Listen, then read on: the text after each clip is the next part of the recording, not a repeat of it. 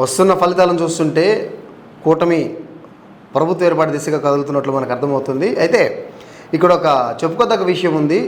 జనసేన 21 స్థానాల్లో పోటీ చేసే 21 స్థానాలు కూడా గెలుచుకునే దిశగా జనసేన కదులుతుంది. నిన్నటి వరకు గేమ్ చేంజర్గా ఉన్నటువంటి పవన్ కళ్యాణ్ ఖచ్చితంగా ఈరోజు ఏపీ పాలిటిక్స్లో గేమ్ చేంజర్ అయ్యాడు, ఒక ట్రెండ్ సెటర్ అయ్యాడు. తన పడ్డ కష్టానికి ఈరోజు ఫలితం చూస్తున్నాడు. ఏపీ మొత్తం మీద స్ట్రాటజిక్గా క్యాంపెయినింగ్ చేసిన ఏకైక రాజకీయ నేత ఎవరైనా ఉన్నారంటే ఖచ్చితంగా పవన్ కళ్యాణే. అసలు టీడీపీ బీజేపీ కలవదనుకున్నారు, అలాంటి కూటమిని దగ్గరుని మరి కలిపి ఈరోజు ఒక కూటమిగా వచ్చి చాలా మీటింగ్లో పవన్ కళ్యాణ్ చెప్పున్నాడు, అనగదొక్కకపోతే నా పేరు పవన్ కళ్యాణే కాదు అని. ఈరోజు ఆయన ఖచ్చితంగా తల ఎత్తుకొని తిరిగే రోజు ఇది. అదేవిధంగా పవన్ కళ్యాణ్ అభిమానులు అందరూ కూడా తొడగొట్టి మరి తిరిగే రోజులు ఈరోజు వచ్చాయి. నిజంగా పవన్ కళ్యాణ్ పడ్డ కృషికి ఫలితం కనిపిస్తుంది. ఎక్కడ చూసినా సరే కూటమి అభ్యర్థులు విజయ దుందుబి మోగిస్తున్నారు. నిన్న మొన్నటి వరకు మంత్రులుగా, మాజీ మంత్రులుగా పనిచేసినటువంటి వైసీపీ అభ్యర్థులు వెనకంజలో పడిపోయారు. ఎవరైతే ప్రతిపక్షం మీద తరచూ నోరేసుకొని పడతారో ఆ మంత్రులందరూ కూడా ఈరోజు వెనకబడిపోయారు. అటు రోజా కావచ్చు, బుగ్గన కావచ్చు, కొడాలి నాని కావచ్చు, ఈ నేతలంతా కూడా ఈరోజు వెనకంజలో ఉన్నారు. టీడీపీ నేతలంతా కూడా ఎవరైతే పోటీ చేశారో వీళ్ళు గెలుస్తారా అనే అనుమానం ఉన్న వాళ్ళందరూ కూడా ఈరోజు గెలిచి చూపిస్తున్నారు. సో దీని వెనక వీళ్ళు చేసిన కృషి, కూటమి కృషి ఎంతో ఉంది. దాదాపు ఏపీలో మ్యాజిక్ ఫిగర్ కూడా కూటమి దాటేసింది. ఆల్రెడీ ప్రభుత్వ ఏర్పాటు దిశగా కదులుతోంది. అన్ని చోట్ల కూడా మనకు స్పష్టమైన మెజార్టీ టీడీపీకి వస్తుంది. ఒక రౌండ్ వైసీపీ ఉన్నా నెక్స్ట్ రౌండ్ మళ్ళీ టీడీపీ వస్తుంది. సో కాబట్టి ఖచ్చితంగా 2024లో జరిగినటువంటి ఈరోజు కౌంటింగ్ జరుగుతుంది. ఈ ఎలక్షన్కి సంబంధించి టీడీపీ ప్రభుత్వ ఏర్పాటు దిశగా కదులుతోంది. అయితే ఇప్పుడు పవన్ కళ్యాణ్ అభిమానులు ఉన్నటువంటి డౌట్ ఏంటంటే పవన్ కళ్యాణ్కి ఏమి ఇవ్వబోతున్నారు? ఉప ముఖ్యమంత్రి ఇస్తారా, లేకపోతే ఇంకేదైనా కీలక పదవికి అప్పగించబోతున్నారు అనేది జరుగుతున్న చర్చ. సో ఏది ఏమైనప్పటికీ జనసేన పోటీ చేసిన 21 స్థానాల్లో గెలుపొందడం నిజంగా పవన్ కళ్యాణ్ కృషి అభినందనీయం. అదేవిధంగా ఆ పార్టీ నేతలు కూడా చాలా కష్టపడ్డారు. 5 ఏళ్లలో ఎన్నో పవన్ కళ్యాణ్ చెప్పినట్టు ఎన్నో అవమానాలు భరించారు, తిట్టించుకున్నారు. ఈరోజు తిరిగి వాళ్ళ లెక్క అప్పచెప్పే రోజు వచ్చింది. సో జనసేన ఖచ్చితంగా 21 స్థానాల్లో గెలుస్తుంది. అదేవిధంగా పవన్ కళ్యాణ్ అయితే ఆల్రెడీ మనకు అందుతున్న సమాచారం ప్రకారం 10,000 ఓట్ల మెజార్టీ దాటేశారు. ఏపీలో ఇప్పటివరకు ఎవరికి కూడా ఇంత మెజార్టీ రాలేదు. సో ఫస్ట్ టైం ఏదైతే సర్వేలు చెప్పాయో ఆ సర్వేల ప్రకారంగా ఏపీ మొత్తం మీద అత్యధిక మెజార్టీతో గెలవబోయేది పవన్ కళ్యాణ్ అని ఒక సర్వే కూడా చెప్పింది. అదే నేపథ్యంలో పవన్ కళ్యాణ్ ఆధిక్యం దిశగా కదులుతున్నారు. ఖచ్చితంగా అందరికంటే ఎక్కువ మెజార్టీ పవన్ కళ్యాణ్కి వస్తుంది అనడంలో ఎలాంటి సందేహం లేదు.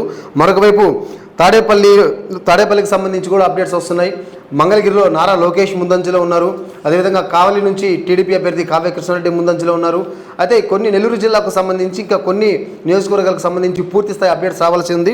అయితే ఒక రౌండ్లో సర్వేపల్లి నియోజకవర్గానికి సంబంధించి ఇందాక ఒక రౌండ్లో సోమిరెడ్డి ఉంటే ఇప్పుడు రెండో రౌండ్ వచ్చేసరికి మళ్ళీ కాకాని ముందంజలో వచ్చారు.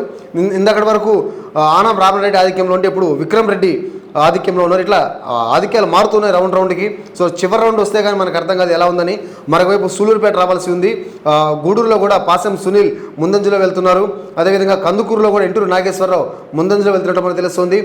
ఒకవేళ సర్వేలు చెప్పినట్టు గతంలో 2019లో ఉమ్మడి నెల్లూరు జిల్లాకు సంబంధించి 10 నియోజకవర్గాల్లో 10కి 10 వైసీపీ క్లీన్ స్వీప్ చేసింది. ఈసారి ఖచ్చితంగా ఆ క్లీన్ స్వీప్ని టీడీపీ చేస్తుందేమో అనే సందేహం అందరికీ వస్తుంది.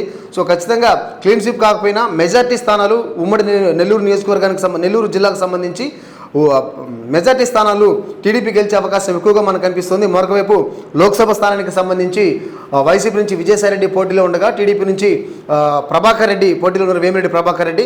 సో ఆయన కూడా ఆధిక్యంలో దూసుకెళ్తున్నారు. మరొకవైపు ఆయన సతీమణి కోవూరు నియోజకవర్గం నుంచి నల్లపరెడ్డి ప్రసన్న కుమార్ రెడ్డిపై దాదాపు 1000 ఓట్ల మెజార్టీలోనే ఆవిడ కూడా ముందుకెళ్తున్నారు. ఎక్కడ చూసినా కూడా వైసీపీ అభ్యర్థుల హవా స్పష్టంగా కనిపిస్తుంది. మరొకవైపు గవర్నమెంట్ ఫామ్ చేయడానికి కావాల్సినటువంటి మ్యాజిక్ ఫిగర్ను కూడా కూటమి దాటేసింది. ఇక చూస్తే పార్లమెంట్కి సంబంధించి అక్కడ మోడీ కాసేపు వారణాసిలో వెనకంజలో ఉన్నట్టు సమాచారం అందింది. కానీ ప్రస్తుతం మోడీ కూడా ముందంజలో వచ్చారు. అయితే కాంగ్రెస్ గట్టి పోటీ ఇస్తుంది. అయితే మోడీ చెప్పినట్టు ఖచ్చితంగా 400 స్థానాలు బీజేపీ గెలుస్తుందన్నారు. కానీ అంత రావట్లేదు. ఇక్కడ చూస్తే బీజేపీకి పోటాపోటీగా కాంగ్రెస్ కూడా వస్తుంది. మరొకవైపు తెలంగాణలో బీఆర్ఎస్ ఖాతా ఓపెన్ చేసింది. ఒక ఎంపీ స్థానాన్ని కైవసం గెలుచుకుంది. 8 కాంగ్రెస్ ఉండగా 7 బీజేపీ, 1 బీఆర్ఎస్, 1 ఎంఐఎం ఇలా కొనసాగుతుంది దీనికి సంబంధించి. సో మొత్తానికి బీఆర్ఎస్ 10 ఏళ్ల పాటు రాష్ట్రాన్ని పాలిస్తే ఈరోజు ఒక్క ఎంపీ స్థానానికి పరిమితం అవుతున్నారంటే అర్థం చేసుకోవచ్చు ప్రజల తీర్పు ఏ విధంగా ఉంటుందో. మహామహులు కూడా ప్రజల తీర్పు ముందు తల ఉంచక తప్పదు. అదే పరిస్థితి ఈరోజు మనకు కనిపిస్తుంది. నిన్న మొన్నటి వరకు మంత్రులుగా పనిచేసిన వాళ్ళు ఎందరో ఈరోజు వెనకంజలో ఉన్నారు. ఒక్క మంత్రి కూడా గెలుస్తున్నటువంటి అవకాశాలు మనకు కనిపించట్లేదు. మరొక వైపు నేను అసెంబ్లీ గేటు కూడా దాటనివ్వమని చెప్పిన రోజా కూడా ఓడిపోయే స్థితికి వచ్చింది. అదే ఎవరినైతే సవాల్ విసిరారో అదే పవన్ కళ్యాణ్ ఈరోజు 10,000 ఓట్ల పైన మెజార్టీతో కొనసాగుతున్నారు. మొత్తానికైతే ప్రజా తీర్పు ఇది, దీన్ని ఎవరూ కాదనలేరు. ప్రతి ఒక్కరూ శిరస వహించాల్సిందే తీర్పుని. సో ఏది ఏమైనప్పటికీ కూటమి అభ్యర్థులు విజయడంకా మోగిస్తున్నారు. మొత్తం అటు జనసేన కావచ్చు, ఇటు టీడీపీ అభ్యర్థులు కావచ్చు ముందంజలో ఉన్నారు. వైసీపీ అభ్యర్థులు మాత్రం కాస్త వెనకబడ్డారు. 1-2 చోట్ల తప్ప దాదాపు మనకంతున్న సమాచారం ప్రకారం 27 స్థానాల వరకు ఇప్పటివరకు వైసీపీ ఉంటే దాదాపు 119 స్థానాల్లో కూటమి టీడీపీ ముందుంది. అదేవిధంగా 18 స్థానాల్లో జనసేన ఉంటే 5 స్థానాల్లో బీజేపీ ఉంది. సో ఓవరాల్గా ఎటు చూసినా కూడా కూటమి ముందంజలో ఉంది. ఏది ఏమైనప్పటికీ ఈసారి ఎలక్షన్స్ కూడా చాలా రసవత్తరంగా జరిగాయి. అసలు ఈసారి ఎలక్షన్లకు వచ్చిన స్పందన చూస్తే చాలామంది ఆశ్చర్యపోయారు. రాత్రి 10-11 వరకు కూడా క్యూలలో వేచి మరీ మహిళలు వృద్ధులు ఈరోజు ఓట్లు వేశారు. మనం జరిగినటువంటి ఎలక్షన్స్లో ఆ ఎలక్షన్ ఫలితం ఈరోజు మనకు కనిపిస్తుంది. దాదాపు 86% పైగా పోలింగ్ నమోదైతే ఈరోజు ఆ పోలింగ్ అంతా కూడా కూటమి వైపే వెళ్తుందన్న సమాచారం మనకు స్పష్టంగా అర్థమవుతుంది. మరికొద్ది గంటల్లో నాకు తెలిసి దాదాపు ఒక గంటలోనే పూర్తిస్థాయి రిజల్ట్ వచ్చే అవకాశం ఉంది. సో ఓవరాల్గా చూస్తే టీడీపీ మాత్రం ప్రభుత్వాన్ని ఫామ్ చేసే అవకాశం ఎక్కువగా ఉంది. మినిట్ అప్డేట్స్ కోసం చూస్తూనే ఉండండి సాస్ టీవీ.